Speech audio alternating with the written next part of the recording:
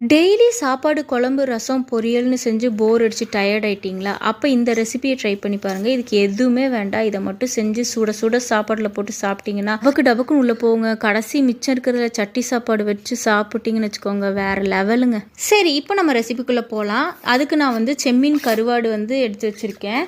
இதை 3 to 4 times நல்லா தண்ணியில் வாஷ் பண்ணி எடுத்துட்டு அதில் மிளகாத்தூள், இஞ்சி பூண்டு பேஸ்ட் போட்டு நல்லா மிக்ஸ் பண்ணி வச்சுக்கோங்க. இப்போ ஒரு பேனில் ஆயில் சேர்த்து எல்லா கருவாட்டையும் வறுத்து எடுத்துக்கலாம். நல்லா டீப் ஃப்ரை பண்ணி வறுத்து எடுத்துக்கோங்க, அப்போ தான் வேகும். அதே பேனில் சின்ன வெங்காயம் 1 பவுல், 1 ஸ்பூன் இஞ்சி பூண்டு பேஸ்ட்டு, கருவேப்பிலை கொஞ்சமாக சேர்த்துட்டு நல்லா வணக்கினதுக்கப்புறம் 2 தக்காளி ஆட் பண்ணி அதில் ஸ்பூன் மிளகாத்தூள், 1/2 ஸ்பூன் கரம் மசாலா, 1 ஸ்பூன் மல்லித்தூள், புதினா கொத்தமல்லி, 1/2 லெமன் ஆட் பண்ணிவிட்டு எல்லாமே வணங்கினதுக்கப்புறம் கருவாடை கொட்டி 5 மினிட்ஸ் நல்லா கொதிக்க வச்சு சூடாக சர்வ் பண்ணுங்க. அப்படி இருக்கும். எப்போவுமே கஷ்டப்பட்டு சமைக்காமல் இஷ்டப்பட்டு சமைச்சிங்கன்னா உங்களுக்கு பிடிக்காத ரெசிபிஸ் கூட ஃபேவரட் ஆயிரும். ட்ரை பண்ணி பாருங்கள்.